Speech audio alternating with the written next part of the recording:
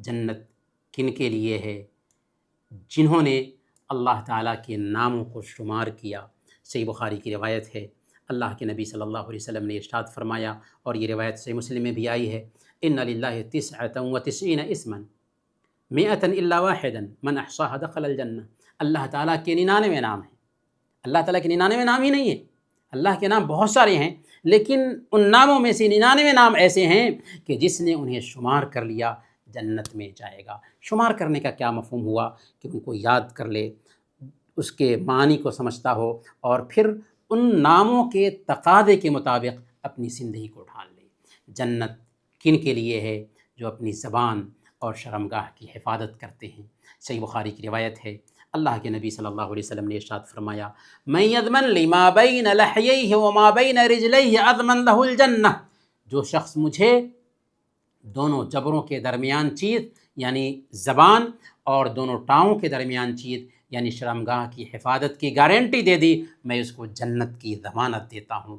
زبان کی حفاظت میں یہ آتا ہے کہ اللہ کا ذکر کیا جائے، اس سے بھلی بات کہی جائے، غیبت نہ کی جائے، چغلی نہ کھائی جائے۔ آج ہماری مجلس کا سب سے لذیذ گوشت بہنوں اور بھائیوں کی غیبت ہے، جس کے بارے میں اللہ نے کیا فرمایا، ایحب احدکم ان یاکل لحم اخیہ میتا۔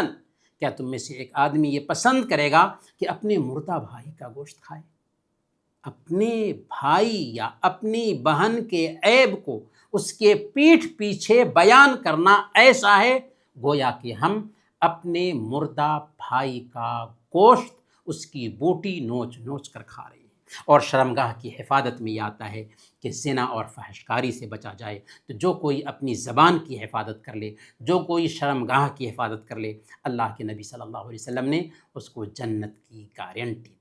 انہی چند باتوں کے ساتھ آج کا ہم یہ درس ختم کرتے ہیں، اور اللہ تعالیٰ سے دعا کرتے ہیں کہ اللہ تعالیٰ ہم سب کو جنت نصیب فرمائیں، اللہ تعالیٰ ہم سب کو جنت نصیب فرمائیں، اللہ تعالیٰ ہم سب کو جنت نصیب فرمائیں، اللہ تعالیٰ ہم سب کو جہنم سے بچائے، اللہ تعالیٰ ہم سب کو جہنم سے بچائے، اللہ تعالیٰ ہم سب کو جہنم سے بچائے، آمین۔